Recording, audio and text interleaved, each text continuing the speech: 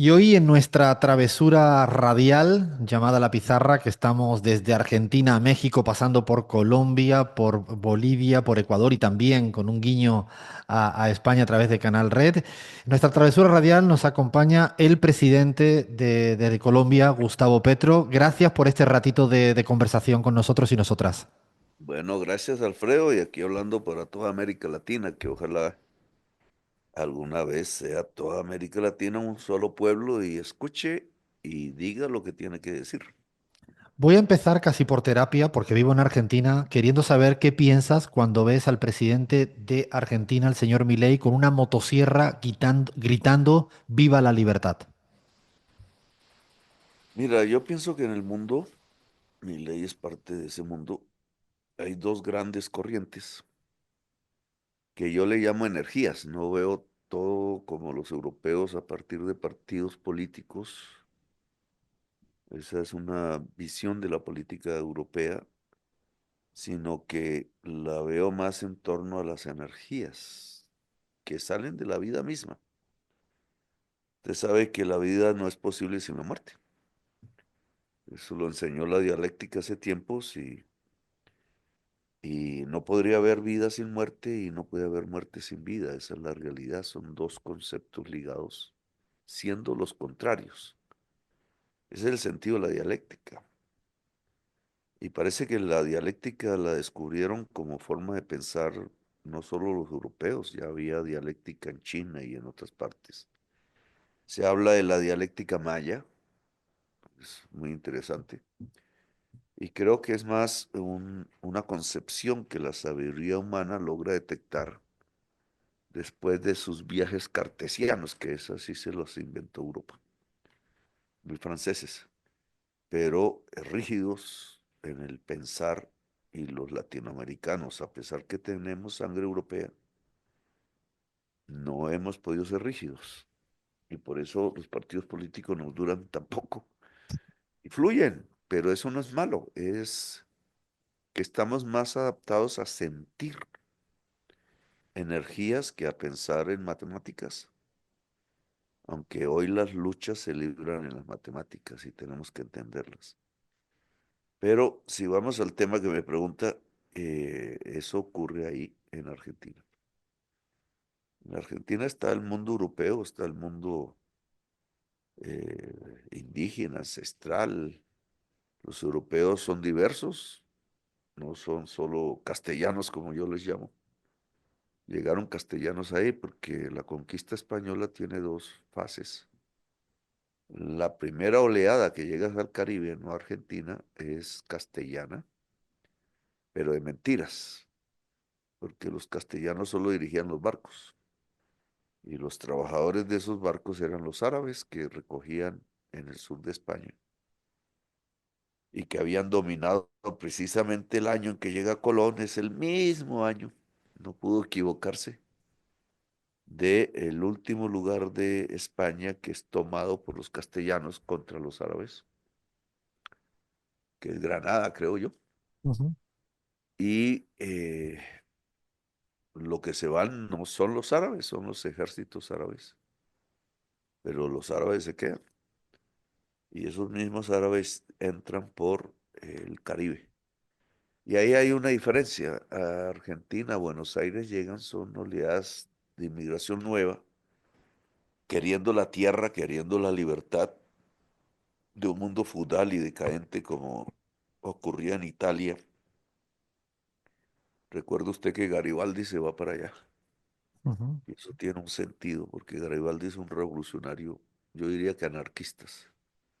Rechaza el poder a pesar de haberlo tenido y haberlo ganado con las armas. ujú, Y mira qué tan parecido Garibaldi a Bolívar, ujú, siendo tan lejanos en la historia incluso, porque Bolívar también abandona el poder.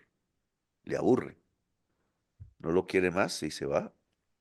Él iba a algo, quizás a una nueva lucha como Garibaldi, pero muere en el camino o lo matan, porque esa tesis de que lo hayan matado es válida, dado que en Santa Marta quedaban los castellanos con el poder en la ciudad. El Milei viene del mundo europeo, no viene del fluir latinoamericano. Es italiano, pero de esos italianos que también se dividieron en dos. La Bella Ciao, que cantaron unos contra el fascismo. La Bella Ciao no la canta Milei.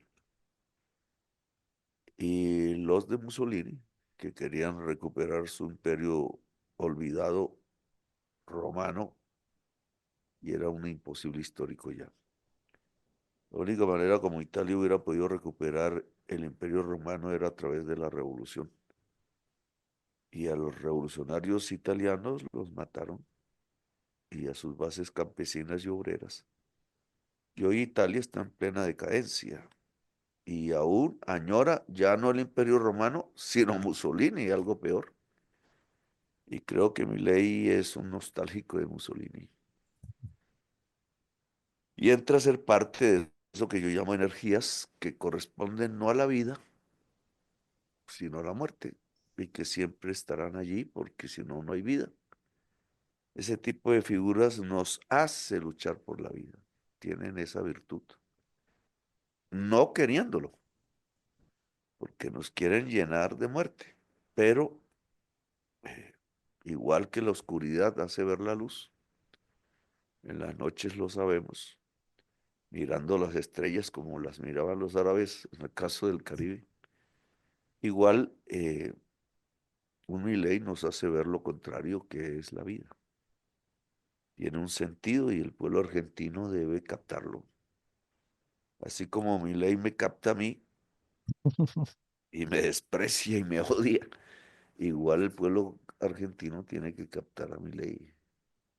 Porque a pesar que vida y muerte van juntas siempre, la vida no quiere a la muerte y la muerte no quiere a la vida. Y en mí hay un político, digamos, un dirigente, más que un político, un dirigente que capta a su propio pueblo y lo quiere, y lo defiende, y defiende sus derechos, y eso es defender la vida ante una serie de vampiros que han matado en masa al pueblo colombiano, genocidas, en realidad. Cuando vas y miras el pensamiento de esos genocidas, siempre encuentras dos elementos juntos en sus cabezas, que es la codicia. En Colombia se mata por codicia, pero creo que en todo el mundo es así.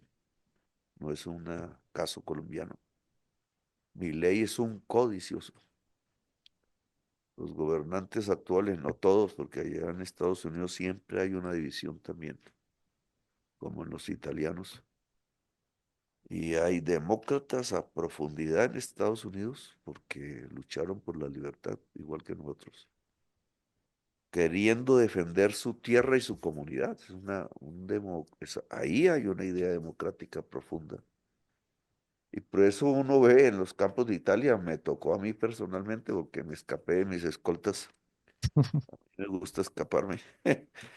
Y me puse a caminar por las montañas de Toscana, hoy muy turísticas, pero así nos fueron siempre, como en la isla de Capri, que hoy es un paraíso de los ricos del mundo, pero ahí está la casa de Pablo Neruda y la descubres. Lo que pasa es que no todo turista descubre eso, porque esa era una isla de pescadores y Pablo Neruda, que era comunista, quiso ir a vivir exiliado entre la gente que consideraba de su pueblo, porque los revolucionarios no tienen propiamente patria, sino humanidad, y no ponen esos límites fronterizos. Por eso son enemigos completamente de lo que está haciendo Europa y Estados Unidos hoy, que es mirarse como una raza superior, igualito que antes. De hecho, Gustavo, perdona, hablando de humanidad, Excusar a los diferentes. hablando de humanidad, te quería preguntar precisamente por qué sientes cuando ves los 400 muertos por bombardeo deliberado del gobierno de Israel con 130 niños y niñas en Gaza. Netanyahu es también de la especie de Milei. Yo diría que Milei es de la especie de Netanyahu. Ofrezcámosle algo, ¿no? Y de Trump se entienden. ¿Y sabes por qué se entienden juntos? a pesar de tener idiomas diferentes y provenir de... Y Trump debe mirar a Milei como inferior, así como Hitler miraba a los judíos como inferiores, igualito. Y entonces se burla de él, lo acepta, pero no está a gusto. Y lo golpea, porque no lo quiere. Pero así son los cipayos. A pesar de que el amo no los quiera, siguen arrodillados ante él. Y estos tres personajes, más otros muchos en el mundo, no son los únicos, y no son solo europeos o mediterráneos o americanos, sino que están en todo el mundo. Estos personajes se juntan por un antivalor común que se llama codicia. Todo ser codicioso, y la codicia mata el corazón, no es una virtud. No es cierto que así se hace el capitalismo siquiera. La verdad es que el capital, para que ganar más, tiene que ser codicioso. Y entonces desvaloriza el trabajo, lo vemos en todas partes, y no piensa en la ganancia, sino en la maximización de la ganancia. Es su lógica. Y por eso el capital es codicioso, y por eso todos los codiciosos aman el capitalismo así no tengan comida. Y este antivalor que hay en la humanidad es lo que mata la vida. Digamos, es un antivalor propio de la muerte, no de la vida. Yo sé que es una manera no marxista de pensar, pero tiene que ver más con Freud. Ujú, Freud descubrió eso antes que nadie, científicamente. Nadie puede decir que Freud no era un científico. ujú, Y Freud descubrió que en la vida habían dos impulsos al mismo tiempo, y les llamó Eros y Tánatos en griego. Eros, la vida, pegado al sexo, pegado a las ganas de vivir, al goce, al placer, a lo que sea considerado pecado, y no es pecado, sin eso no habría vida. Y es por lo cual toda la humanidad incluso lucha porque tiene el mismo instinto del animal, que es reproducirse, mantenerse vivo en el planeta. Freud logra ubicar ese concepto muy bien, y de ahí nace el psicoanálisis, pero se ha olvidado que Freud habló de otro impulso al mismo tiempo, que es el tánatos, que es la muerte. Y eso también está entre nosotros. Y la codicia pertenece al tánatos. La codicia en relación al sexo solo podría comprarlo y vivir triste, porque el sexo comprado es muy triste. Solo deja solitarios y abusos, usos del cuerpo, una especie de antihumanidad que se refleja en las sociedades contemporáneas de manera incluso brutal. Y ese impulso del Thanatos lleva a que aparezcan Hitlers, a que aparezca una brutalidad tan inmensa como la que se vio en la Alemania de Hitler, en un pueblo tan inteligente que había dado a Hegel, que había dado a los mayores filósofos del mundo.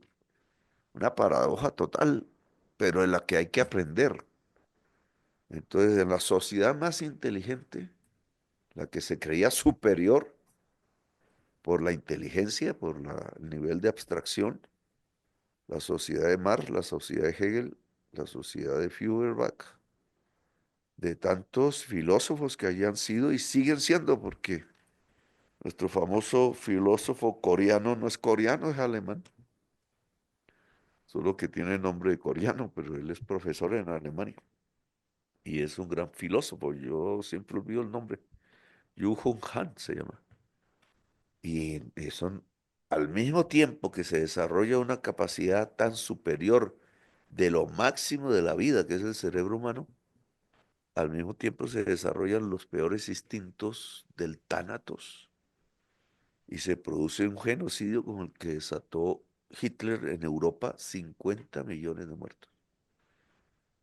Los europeos ya olvidaron a Hitler, a pesar de que dieron su vida por destruir ese tánatos que estaba en el corazón de Europa. soviéticos, 20 millones de muertos. Los gringos quieren olvidar a los soviéticos y ya les tapan su victoria. Pero los gringos mismos eran una fuerza de la vida ahí en Europa. Por eso cuando yo caminé por la Toscana, libre, por unas trochas, un poco recordando mi propio país, pero es diferente.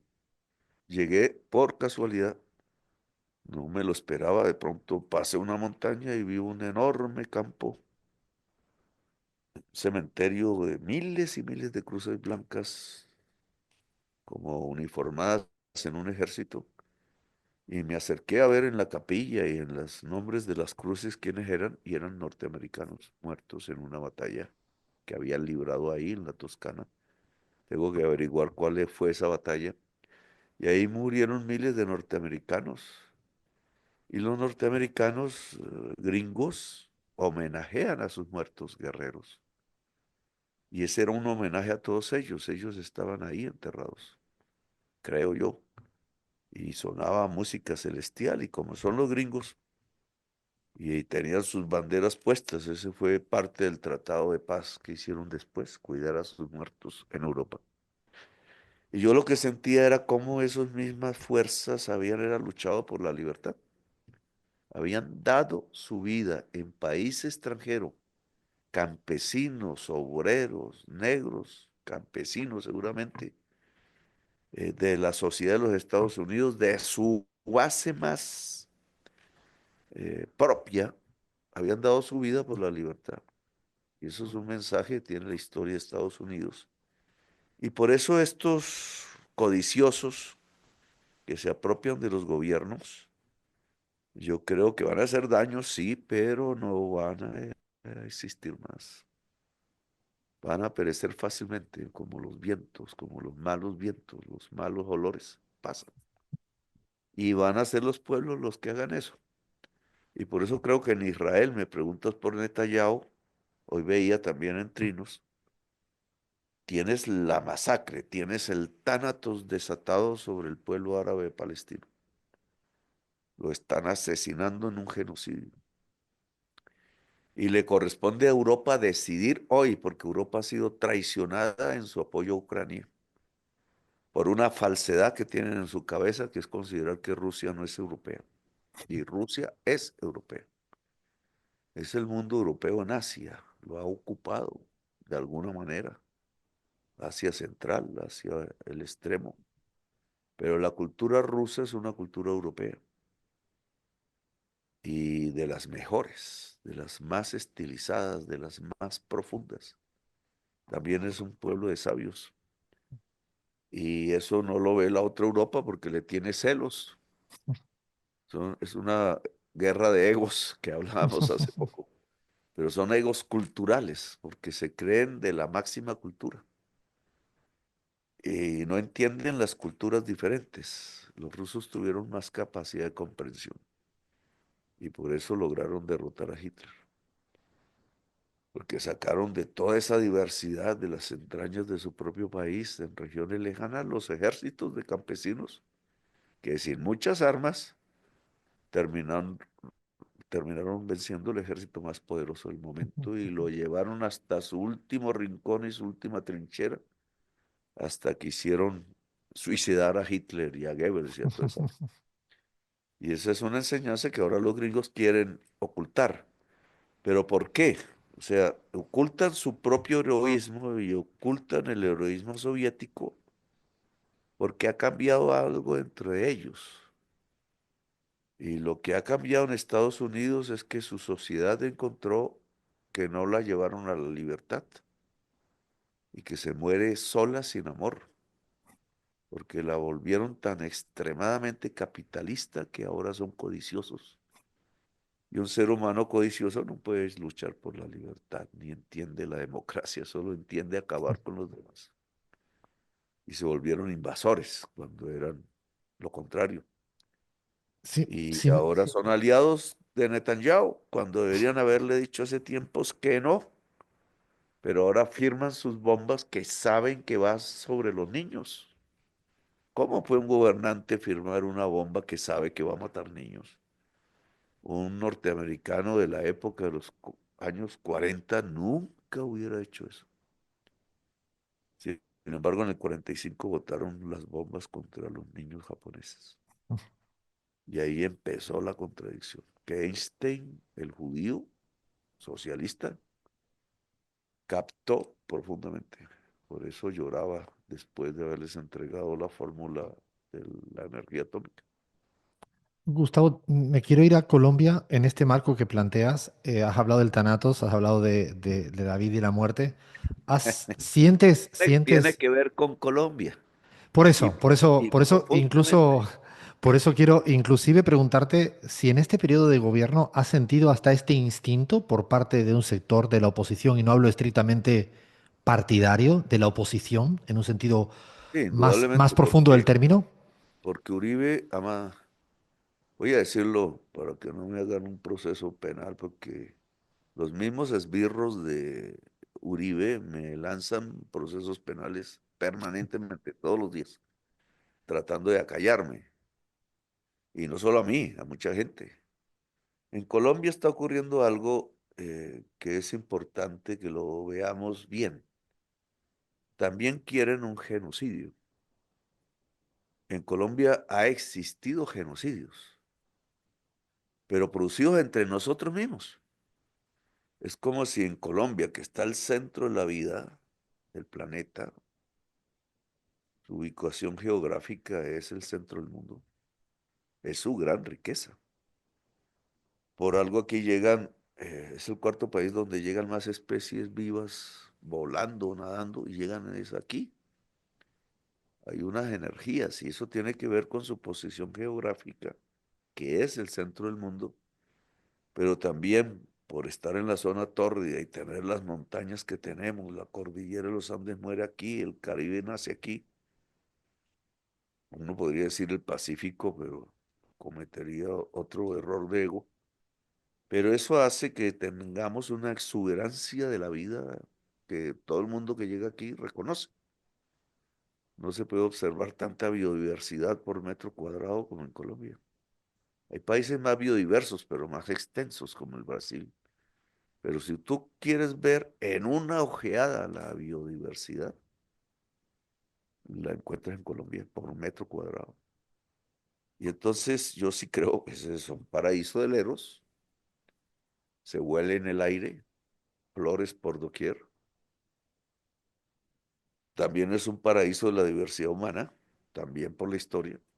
Al ser el centro del mundo, pues llegaron todas las corrientes culturales a Colombia, en la sangre, y eso se expresa en su música y su música es hermosa. La tapa la codicia, entonces ponen a Malumas y a cantar para que los gringos vengan a hacerle el sexo a las niñas de 14 años por plata. Y esa es la canción de Maluma, y ahí su perfidia. Y por eso no es arte, se evapora rápidamente, se olvida. Pero en Colombia hay arte, los primeros artistas del mundo, quizás, hay que probarlo científicamente, pero tú encuentras un chiribiquete que dicen algunas teorías geológicas que ahí surgió la primera tierra del mundo, que es el escudo guyanés, compartimos con Brasil y con Venezuela, y está en el corazón de la selva amazónica, y no es de los Andes son más nuevos. La Sierra Nevada de Santa Marta y el escudo guyanés parecen haber surgido mucho tiempo atrás. Y allí tuvo que llegar por primera vez la vida del mar a volverse terrenal y también los primeros seres humanos se dice que son del África, pero por alguna razón se movieron y fueron buscando el agua hasta encontrarla en todas partes y la encontraron en Europa, etcétera, y se fue expandiendo la especie, pero llegó a América. Y no llegó de mano los españoles no descubrieron nada. Antes quedaron maravillados y no supieron entenderlo. Usaron la espada y la codicia y hicieron un genocidio de los peores de la historia humana. Acabaron civilizaciones enteras y no las dejaron conocer. Y esas civilizaciones venían de antes. Y ese antes, por lo menos en el territorio colombiano, donde no se conoce mucho que hubiera sido una civilización, pues sí la hubo, porque en Chiribiquete hay murales grandísimos de kilómetros enteros pintados por seres humanos de hace 20.000 años. Y entonces, una cosa de esas que ya científicamente está probada, no solo fue en Colombia, en la selva amazónica existió un pueblo antes de ser selva, que estaba en praderas y cazaba mastodontes y tigres inmensos, etcétera, y están las pinturas y lo pintaron artistas, los primeros artistas, como en Europa o como se encuentra a veces en África. Y entonces ese mundo, ¿qué? Una historia perdida que nosotros debemos redescubrir y que dicen que América entonces no fue descubierta, es contrario. América descubrió Europa y la descubrió en su peor manera, que era viniendo a matarnos. Y nosotros somos parte de eso, ¿no? Toda esa confluencia llegó, los ancestros que estaban aquí, los castellanos también, que nos han hecho mal porque siguen siendo codiciosos. El mundo árabe, que en el Caribe colombiano está vivo, ese es Gabriel García Márquez. Por eso le pregunté a un sabio palestino que vive en Qatar, en Abu Dhabi, eh, no es en Abu Dhabi, ¿cómo que se llama la capital de Qatar? Ahora se me olvidó. Eh, pero allí, la ciudad de Qatar es muy diferente a Dubái, Doha, Doha. He tenido el placer de estar en ambas ciudades. Y en cierta forma los árabes me quieren porque reconocen, a pesar de que ya no saben esa historia, que somos del mismo pueblo. A veces se sorprenden los colombianos de que yo apoye a los niños de Palestina. Los niños de Palestina me han regalado muchas cosas. Y me siento impotente porque tendría que ayudar más. Pero no saben que es que tenemos la misma raíz. Y le pregunté al sabio palestino que tiene un centro de investigación sociológico en Doha, quién había influenciado más la literatura árabe contemporánea. Y entonces me dice abiertamente Gabriel García Márquez. Y ahí uno entiende que no estamos muy equivocados, que tenemos la misma raíz. Pensamos el mundo con magia. Y hay una magia árabe porque se acostumbraron a soñar en el desierto, solos, sin nada alrededor. Y por eso cuando llegan a un oasis, llegan a un oasis. Y por eso su mirada hacia la mujer, que es diferente a la europea. Y los cuentos y las cosas. Y sí hay un machismo y patriarcalismo, pero tiene ahí un sentido. Y eso mismo nos los trajeron al mundo caribeño. Y nosotros somos así, parecidos. Y el pueblo es así, pero es un pueblo entonces que aprendió de muchas culturas, de los negros, de los indígenas de antes, de la música castellana, andaluza. Pero la música andaluza es árabe y los castellanos no quieren que se sepa que son árabes, que España es árabe.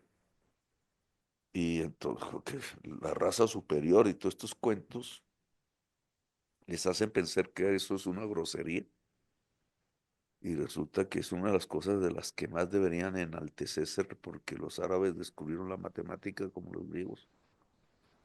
Sin árabe los griegos no hubieran sido conocidos. Y es la sabiduría humana del Mediterráneo, que es muy sensible, es muy llena del arte, la capta. Así como fueron guerreros, el Tánatos también fueron del Eros. Y son ellos los que nos enseñaron eso. Griegos a través de los romanos, y eso llegó a nuestra tierra a través de los castellanos y de los árabes, porque los árabes no destruyeron la cultura romana, Y aprendieron de ella. Gustavo, pero esa oligarquía colombiana, entonces, ¿Tú crees que hay una diferencia muy abismal en términos de identidades culturales respecto a la mayoría del pueblo colombiano? La dirigencia colombiana, que es blanca castellana, y era criolla, y esa es la gran pelea entre Santander y Bolívar. Recuerda que ahí sí comenzamos. Santander quiso matar a Bolívar, ahí comenzó Ujú, la pelea colombiana. Y sí, a Bolívar lo salvó una mujer que peleó por él con espada y cuando lo iban a matar. Y era Santander el que estaba ahí intentando matarlo directamente, dice la leyenda. Y Bolívar logró saltar por una ventana y había un río que hoy no existe porque los castellanos taparon el río, porque están acostumbrados a tapar los ríos y eso no se debe hacer nunca, porque los ríos se devuelven. Ese es ejemplo de la codicia. Hoy Bogotá no tiene agua, estando rodeada de agua y bajo aguaceros enteros poderosos, porque la codicia de los castellanos tapó el agua y hizo crecer la ciudad contra el agua. Y eso mismo siguieron las élites bogotanas que son castellanas y quieren los toros y volver a matar los toros, etcétera. Y tenemos una ciudad en un enorme problema, uno de los problemas ambientales más graves del mundo, porque tenemos millones, 9 millones de habitantes aquí donde yo estoy, racionando agua y cada vez se raciona más, porque el agua en Bogotá llegaba de lo que llamamos ríos voladores, que era el vapor de agua de millones de árboles de la selva, y por codicia se fue tumbando la selva a tal punto que ya no llegan los ríos voladores, y entonces nos estamos quedando sin agua. Y yo lo digo y la prensa no me lo transmite. Me dicen que soy loco. Y entonces aplauden al alcalde porque está racionando el agua y racionando el agua no van a llegar, no va a llegar los ríos. Hay que sembrar de nuevo la selva y hay incluso que parar toda la urbanización de Bogotá para que no sigan tapando humedales. Y eso va contra el modelo de la codicia que se ha tirado la ciudad de Bogotá, que pudiendo ser una de las ciudades más hermosas e inteligentes del mundo, Bolívar lo decía, Bogotá es una Atenas. En cambio, Caracas es un cuartel, decía él, en contra de su propio terruño, aunque creo que Bolívar, no sé si nació en Caracas realmente, porque él nació en el campo y se crió bailando entre negros. Y él comprendió otra cosa que no comprendió Santander. Santander siempre se creyó castellano, hijo de españoles, y luchaba como los españoles a través de guerrillas, porque no quería mezclarse con indígenas ni con negros. Y Bolívar todo eso lo mandó al carajo, y hizo fue un ejército de indígenas y de negros, y ganó. Demostró que era cierto. Ese es el error que cometió Hitler. Excluyes y excluyes cerebros y guerreros, y por tanto te vuelves débil. Los gringos fueron inteligentes ahí. Recuerda que recogieron a Oppenheimer y a ujú. Einstein y a todos los mejores físicos, porque eran judíos y comunistas. Y Hitler los hubiera matado. Y entonces los expulsó, pues no pudieron. Y los griegos fueron recogiendo, los metieron en un pueblito muy bien alimentados.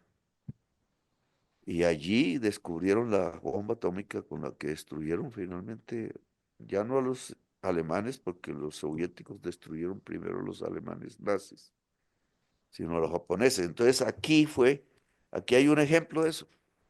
Y entonces Santander no podía ganar, eran guerrilleros y todos los estaban fusilando. Todo lo que llamamos patriotas fueron fusilados. La berraquera de esta gente es que era también como los castellanos, tercos, y entonces no se rendían. Acuérdate que los guerrilleros españoles le ganaron a Napoleón. Eso pasó aquí. Pero Bolívar tenía otra idea porque él venía del Caribe.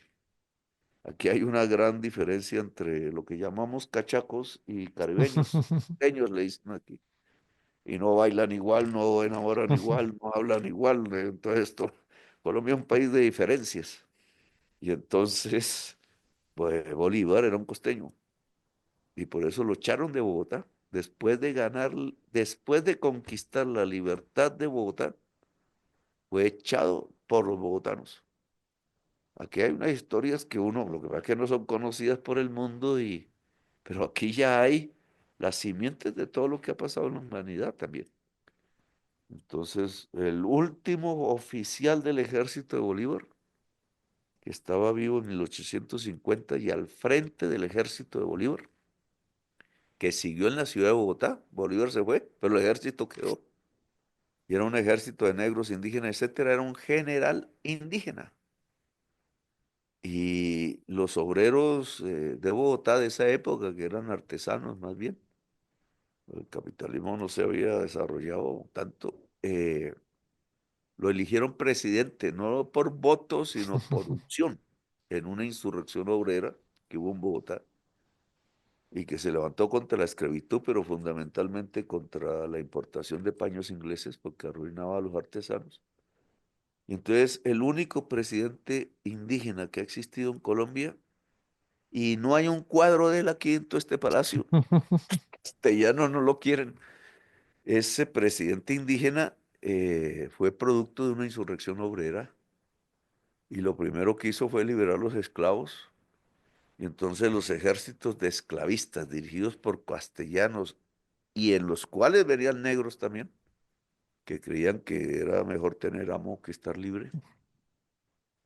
Eso le habían dicho los amos y se lo creyeron y derrotaron al general indígena.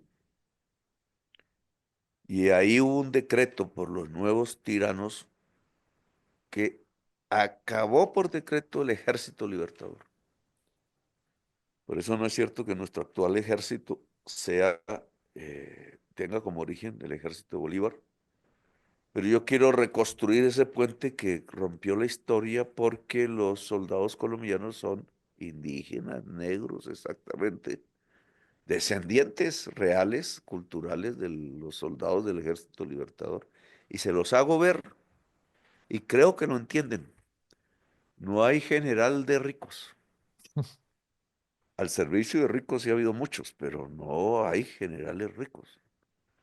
Los castellanos ven con desprecio el que uno de sus hijos sea policía o que una de sus hijas se novie con un policía.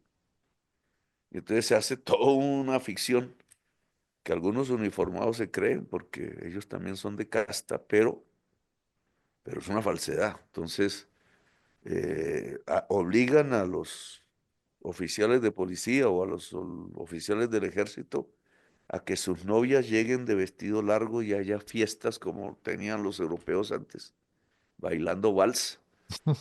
Pero no se lo creen ni los oficiales ni los soldados porque sus propias novias son del pueblo.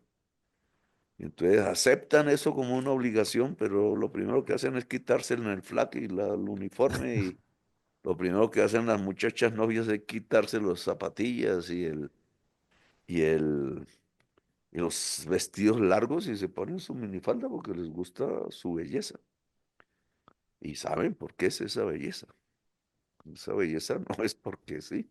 Y la buscan y es una maldad porque usan el dinero para comprarla. Y la belleza colombiana no se compra y nosotros no dejamos que se venda. Y entonces siempre verás una colombiana matando a un gringo por ahí. Gringos todavía no saben por qué, pero es uno de los episodios dantescos que suceden por eso, por tratar de usar la belleza y no enamorar ni seducir, que es el estilo nuestro, que también viene de los árabes y de los mediterráneos, y vienen de los negros otras culturas en relación a eso, pero los gringos no entienden eso y se estrellan. Entonces Medellín es una ciudad a donde llegan porque saben que hay belleza femenina y creen que con el dólar se compra y la compran. Hay padres que venden a sus hijas por codicia, en una degradación que tiene que ver también con la cultura. Pero las muchachas hacen otras cosas, engañan, llevan a la trampa y matan incluso. Y entonces hay muchos norteamericanos muertos, que no está bien, pero hay que corregirlo en donde toca. A Colombia se puede llegar a admirar la belleza, a tratar de seducirla si son capaces, pero no a comprarla con codicia, porque se devuelve. Bueno, ahí me voy perdiendo un Gustavo, poco en no, no, no, al Colombia. revés. No, no, de hecho creo que explica más de las raíces que a veces cuando uno... Pero sí, sí quiero Se va a llevarte a la un... teoría. No, no, no, para nada. Creo que es más que útil escucharte con estas reflexiones que explican el día a día. Yo quiero llevarte incluso a, si yo de repente, Gustavo, no sé nada de Colombia y llego tipo marciano a Colombia y escucho un titular que dice, Gustavo Petro es un radical por hacer una consulta popular. O sea, ¿cómo me explicas? Me dicen antidemócrata. Acabo de Por leer eso. un poco de qué discurso tan antidemocrático. Y lo que yo dije era que le dejaba al pueblo la decisión. ¿Cómo ¿Qué más explicas eso, democrático que eso? Gustavo? Ese marco que a veces se intenta generar de antidemócrata, de autoritario, de radical, cuando estás buscando una consulta popular para nada más y nada menos que el pueblo diga lo que quiera respecto a las cuestiones nada más y nada menos que lo laboral, el día a día de lo laboral. Hoy está al desnudo la realidad colombiana. A pesar de que la prensa ha querido ocultar eso durante décadas, yo diría durante siglos, está al desnudo. La prensa en Colombia no nació para decir mentiras. También en Colombia la historia de la prensa tiene unas raíces profundas, porque los primeros periodistas fueron fusilados y vienen del Caribe. Un cubano fundó el primer periódico y ese primer, de acuerdo a la historia que conocemos, y ese primer cubano le enseñó a Antonio Nariño, que era un jovencito, le llamamos el precursor, es muy poco conocido en el mundo, pero es un luchador permanente. Lo encerraron los españoles durante años y años en una cárcel en Cádiz, porque decía la verdad. Y entonces era porque tenía un periódico. Mira lo que hizo el muchachito. Entonces el muchachito no sabía francés y toda esa literatura venía entre los barcos, entre los marineros, árabes, digo yo, pero no era el castellano el que traía libros, sino que los libros prohibidos en Europa venían entre los marineros. Entonces era gente pobre que leía esos libros, porque les daban razón, los volvían libros sabios. Y entonces ahí vino la Declaración de los Derechos del Hombre, que hicieron en Francia en la Revolución Francesa, en francés. Y entonces eso llegó aquí a manos de Antonio Nariño, eran libros prohibidos, entonces por eso yo digo que Bogotá perdió su camino, porque ahí esos jovencitos, hijos de españoles, habían aprendido a leer, habían estudiado y trataban de reproducir lo que sabían al pueblo. Y entonces lo primero que tenían que hacer era escribirlos y decirlos. Y traducían. Entonces cogían, era el diccionario francés-español a la luz de las velas, no había energía eléctrica. Y cada palabra la iban traduciendo hasta que les daba una forma, una reacción española más o menos, y lo publicaban. Y esos fueron los primeros periodistas. Entonces venía, la información venía ante los marineros árabes, eran los libros prohibidos de Europa. Aquí tenía un éxito enorme, entonces muchachas y muchachos se leían esos libros y creían en eso y lo reproducían en el pueblo y así se creó la rebelión. Venía con las ideas primero, tal cual Hegel lo dijo. Primero llegan las ideas y después los cañones y efectivo. Y esas ideas llegaron a Cartagena, a los puertos, y era Cartagena el puerto. Y llegaron a Bogotá y fueron ciudades revolucionarias a fondo. Cartagena aguantó casi un año el sitio cuando gritó por primera vez libertad. Y fíjate, pues son 1800. Ya muchas ciudades lo hacían en América Latina. Pero fíjate que, y esa historia que no se enseña, en Cartagena el primer libertador no fue Bolívar. Bolívar llegó a Cartagena precisamente a guarecerse y a ver cómo construía un ejército 400 muchachos momposinos que habían salido del colegio universidad que había ahí, hecho por los españoles. Era una aldea, es muy hermosa. El mundo casi no la conoce porque está al sur de Cartagena y bastante lejos. Unas jornadas en barco para llegar a Mompox. Bolívar se vino por el río Magdalena hacia el sur, pero él desvió hacia Venezuela porque era su patria. Y antes de llegar allá, tenía que pasar por Mompox. Y en Mompox, 400 jovencitos se pusieron en fila ante Bolívar y dijeron, vámonos. Y esa es una de las páginas de la historia. Pero esa historia arranca antes porque en Cartagena, era una ciudad de la esclavitud, con La Habana y con Veracruz, México. Eran las ciudades Los españoles llevaban sus esclavos a esas ciudades. Y ahí había mucho negro esclavo y ahí mucho fantasma. Nuestro mejor cantante, que es Joe Arroyo de Cartagena, canta y él es negro, era negro. Se mató él mismo. Y su mejor canción se llama Rebelión y es salsa. Y es una de las mejores canciones de salsa que se han hecho. Pero hay que escucharla y a veces por estar bailando no escuchamos. Nos gana el baile. Porque los negros nos enseñaron a bailar y somos buenos bailarines.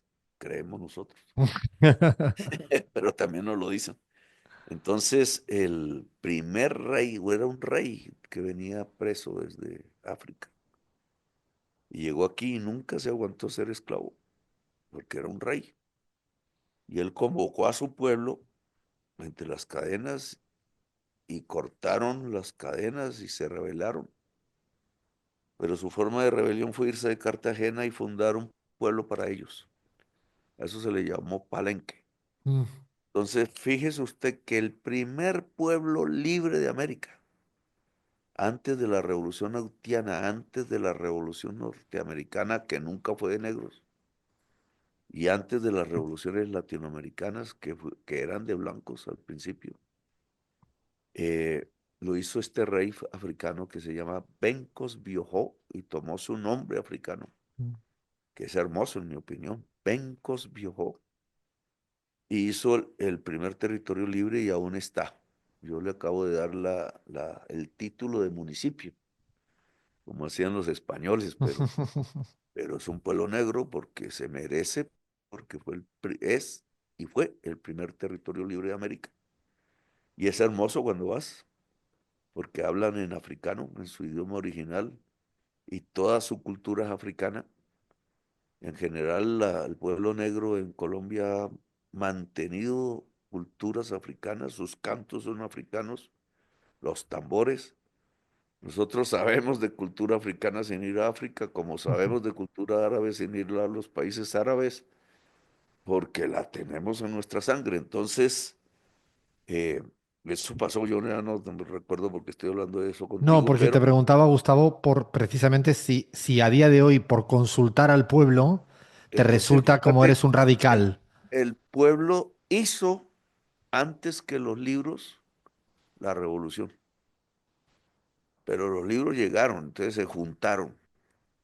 Y Antonio Nariño es el fundador del periodismo en Colombia y fue el que tradujo eso y se metió también en la rebelión y lo persiguieron y Bolívar lo encontró y lo reconoció como un precursor, como a Miranda, y lo quiso hasta el último momento. Me dicen que Nariño era bolivariano y se opuso por completo a Santander, porque creía que Bolívar tenía la razón y era un bogotano. Fue el primer alcalde de Bogotá por obra de los españoles y tenía 21 años. Y este palacio se conoce como la Casa de Nariño porque aquí estaba su casa, porque no era el palacio, era una casa humilde, y la volvieron el Palacio de los Presidentes traicionando a Antonio Nariño porque nunca hicieron caso de los derechos del hombre que ahora son de la humanidad, porque de ahí salieron, porque eso venía de la Revolución Francesa y se lo recogieron en las Naciones Unidas, etcétera. Pero el que tradujo eso en Bogotá fue un intelectual bogotano que se construyó traduciendo a la luz de la vela los derechos del hombre. y fue el primer periodista porque a través de su periódico que se llamaba La Bagatela los imprimió. Y eso fue pecado para los castellanos y lo persiguieron hasta el final de sus días.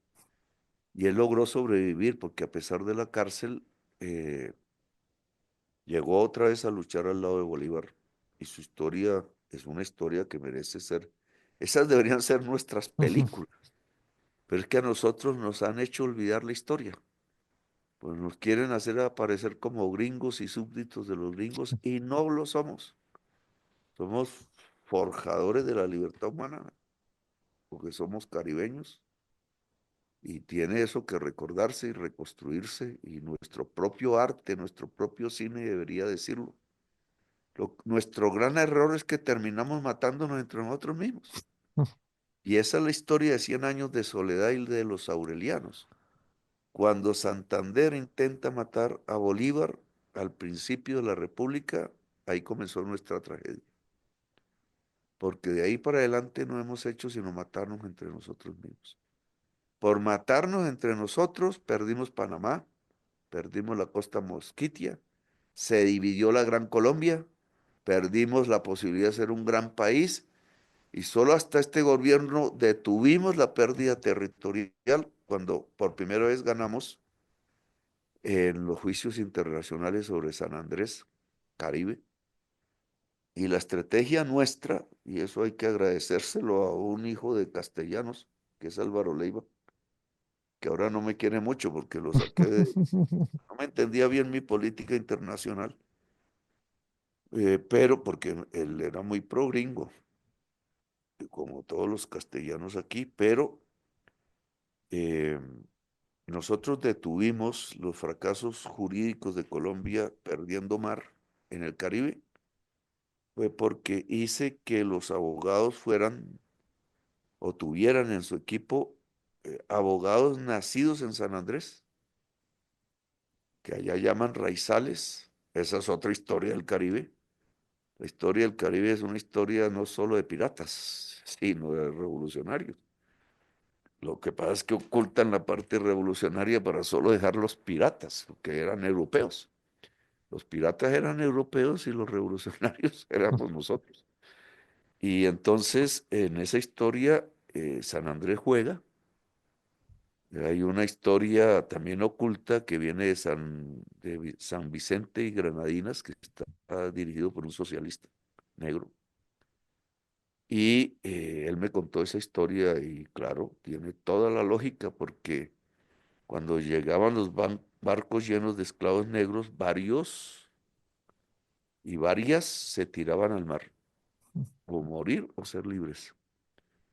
De ahí viene la bandera roja y negra, o morir o ser libres. Esa es la bandera anarquista que los españoles levantaron y se las ensangrentaron, rojinegra. Y esa es la bandera de la Revolución Cubana, porque Camilo Cienfuegos era anarquista, con toda la historia que hay ahí. Si me lo permite, Gustavo, mi papá venía de la CNT española, del Ah, anarcosindicalismo. bueno, yo he conocido y las muchachas españolas que lucharon en las filas del M-19 hasta el último momento eran españolas. Mm. Yo creo que eran hijas de anarquistas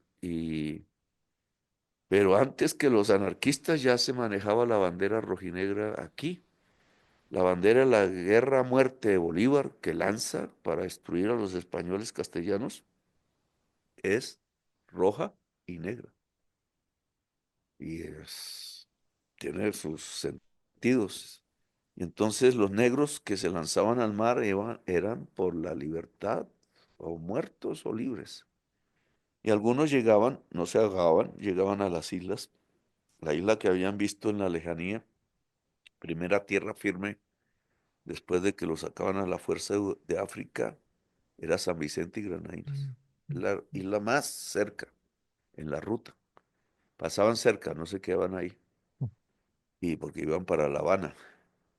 Y entonces esos negros se juntaron con los indígenas que estaban ahí, formaron una sola comunidad, fusionaron las culturas. No fue una conquista, fue un encuentro de culturas, como quiero que sean los 500 años de Santa Marta, que es otra historia caribeña, pero no es de piratas, es de resistencia. Bueno, Gusta- pero no me quedaría todo el día hablando de esas historias. No, para terminar, Gustavo, te voy a hacer preguntas de Lo que, cierre. Si lo me... que te iba a decir es Sí. que los ingleses que sí llegaron a San Vicente y fueron a dominarlos, es una isla pequeñísima y durante 60 años no pudieron dominar la isla hasta que decidieron dialogar, diplomacia británica. Y la diplomacia británica, los griegos también tienen esa diplomacia, por eso no todo es Trump. Por eso a veces usan la palabra y se entienden, y a veces si admiten que es de igual a igual, llegamos a acuerdos duraderos. Cuando creen que nos engañan, pues eso no dura. Pero aquí los británicos usaron diplomacia, entonces le dijeron a los negros que los podían llevar a tierra firme. Ellos, los británicos, estaban pensando en tierras españolas porque eran sus enemigos. Y los otros dijeron sí, y les dijeron los británicos que los dejarían como pueblos libres, no los esclavizarían. Y eso hicieron. Lo que pasa es que los británicos no creían que iban a sobrevivir. Mm, Y las tierras a las que los llevaron eran bastante agrestes. La costa mosquitia nicaragüense, donde no habían españoles. El lado caribe de Centroamérica es de selvas, es inhóspito. ujú, Los llevaron a Honduras y en el camino yo creo que se quedaron en San Andrés. Entonces tenemos, a ese pueblo se le llama Garífuna, fue la palabra que se mm, inventó, y tuvo rey en Honduras. Y se consideró siempre libre y su música es hermosa. Es la música típica del Caribe, pero se canta en inglés, porque ellos sí acogieron la lengua inglesa y nunca fueron enemigos de los ingleses, pero sí de los españoles. Y los pueblos garífonas de San Andrés hicieron un pacto con los castellanos colombianos, que era, nos dejan libertad en San Andrés y nuestra cultura y nosotros hacemos parte de Colombia. Y era que Colombia era la dueña de la costa mosquitia que nos quitaron. Tenía bandera colombiana y de Panamá que tenía bandera colombiana y de una parte de Costa Rica que tenía bandera colombiana, de San Andrés que tenía bandera colombiana y República Dominicana levantó la bandera colombiana. Y Haití, que tenía una bandera anterior, pactó con nosotros ayudarnos por la libertad después de hacer la revolución haitiana, que fue la revolución más grande del mundo en esa época, pero está olvidada por los franceses mismos, porque fue más grande que la revolución francesa. Y nos hicieron como pacto jurar dos cosas, poner en la bandera de Colombia la mitad de la bandera haitiana, por eso nosotros tenemos rojo y azul, azul y rojo. Y no es por la historia de doncellas y princesas que se inventaron después los castellanos, sino es porque heredamos la revolución haitiana y trajimos las armas y los hombres negros que nos ayudaron a pelear. Y incumplimos la promesa porque Santander la incumplió a Bolívar, que era liberar los esclavos, que solo se liberaron hasta 1850. Y nosotros tenemos que cumplir la promesa Haití. Y Haití puede ser invadida por los Estados Unidos, aprovechando el narcotráfico de Colombia, que lo dejan pasar para que las bandas haitianas acaben con el gobierno haitiano. Y ahí van a invadir, que les interesa invadir Cuba y Venezuela, pero no es desde la frontera con Colombia, es desde el mar Caribe, al que creen que pueden dominar. Siempre hay huracanes en el Caribe y no son solo del mar y los vientos, sino también de las ideas humanas. Y se les ha olvidado ese pequeño detallito histórico. que no es menor. Para terminar, Gustavo, te hago unas preguntas de cierre que siempre hacemos en la pizarra. Además, un homenaje a Jesús Quintero, que es un periodista andaluz, que en cada pregunta había una reflexión filosófica. A ver si hacemos pregunta corta y te pido ya respuesta corta de salida. ¿Has hablado alguna vez contigo mismo enfrente de un espejo, Gustavo? No, hablo conmigo mismo, pero sin mirarme al espejo. Si pudieras salvar una Solo sola vería cosa, mi rostro y no sé, no te imaginas dónde está el pensamiento, eso me inquieta. te distraería, ¿no? Sí, me distraería, no me dejaría concentrarme. Si pudieras salvar una sola cosa material de un incendio, ¿qué sería? Libros. Antes, primero seres humanos están ahí, obviamente, es lo primero que se hace y la gente lo hace. Primero que se salvan son los niños. Eso creo que está en nuestra cabeza desde hace mucho tiempo en todas partes del mundo. Lo primero que se salvan son los niños. Pero si ha salvado la vida que hay ahí, lo segundo que se salvan son los libros. Es difícil porque eso se queman rápido. Sí. ¿Qué une más, el fracaso o la victoria? La victoria. El fracaso te anestesia a los pueblos durante décadas y la victoria hace que salgan de inmediato. Creo que ayer tuvimos un ejemplo hermosísimo de eso, porque yo no vi una manifestación. Primero, es la manifestación más grande en mucho tiempo, yo creo que en la historia, porque no solo salió a llenarse la Plaza de Bolívar, que siempre se intenta hacer, sino que no solo hubo varias plazas de Bolívar llenas, porque la gente copó toda la séptima de todos los accesos y quedó ahí, se quedó ahí. La costumbre era que se llegaba a la plaza e inmediatamente se salía y a veces no se veía nunca la plaza llena. Pero esta vez fue diferente, había otro espíritu dentro de la gente. Y no, hasta el pueblo más chiquito vio manifestaciones. Chimichagua, por ejemplo, donde quedan las playas de amor de Chimichagua, dice una canción colombiana. Una manifestación indígena de pescadores del río Magdalena. Y en el extremo norte de Colombia, donde no llega ninguna vía, en Nazaret, salió una manifestación con cascos de obreros, donde no hay fábricas. Y las primeras eran mujeres indígenas guayú, que siempre fueron enemigas de los castellanos, siempre fueron aliadas de los holandeses, porque eran contrabandistas. Y los guayús sabían todas las rutas del Caribe, navegaban. Y lo que salió ahí, en primera fila, guiando a los obreros de casco amarillo, fueron indígenas con la bandera del M-19. Y nunca estuvo el M-19 ahí. Entonces yo sí creo que hubo una energía muy diferente y es una energía de un pueblo decidido a cambiar todo. Ahí ya lo que aparece, no sé si lo lean así las élites, que deberían, pero a veces se los olvida. A veces creen que es que estamos dando tamales, como ellos sí hacen, comprando al pueblo por su hambre. Y esta vez no, esta vez salió muchísima gente con símbolos muy diferentes. No era la izquierda, no eran partidos políticos, era el pueblo real a gritar que había llegado el momento en que ellos decidían.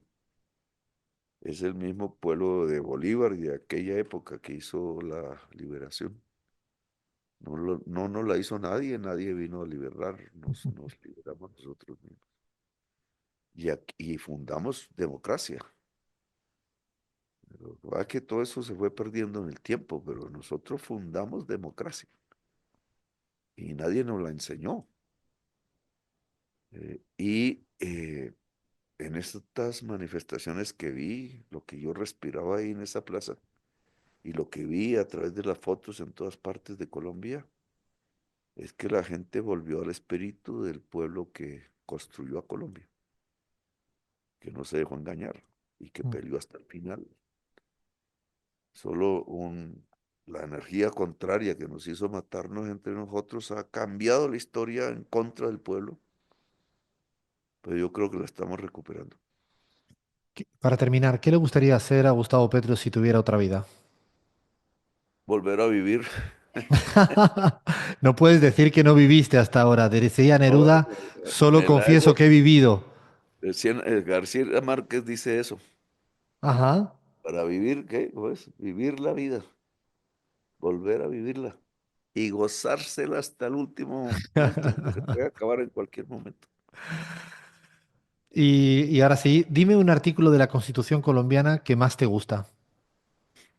o casi todos, pero la Constitución en sus primeros artículos que llaman de los pilares de la Constitución tiene los artículos más eh, claves. Colombia es un país democrático, se respetan sus diversidades, sus culturas, porque es multiétnico. Esto lo dijimos antes que Bolivia. Porque es multiétnico y está basado en la dignidad humana.